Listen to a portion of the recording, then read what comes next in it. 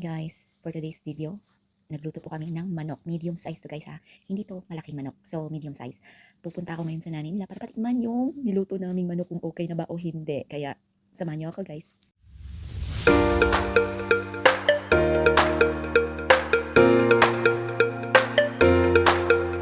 Few inches later.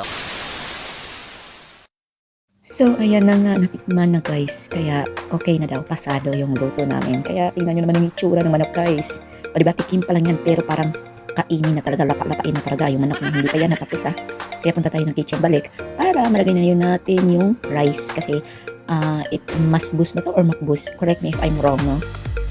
Okay guys, ito kami ngayon.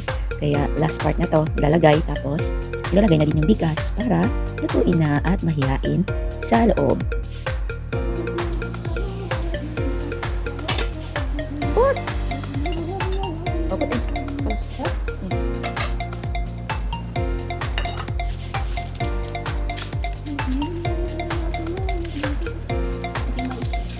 Huh? Okay, man. Mati mo sila. Bali mo sila ito, man.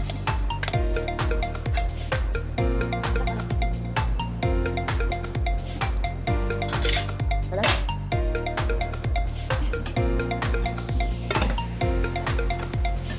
Back tayo guys, nandito na tayo sa loob kasi wala na pong tubig. So, ibig sabihin, nalagyan na natin ng kamatis at saka white onion sa topping ng ating niluto.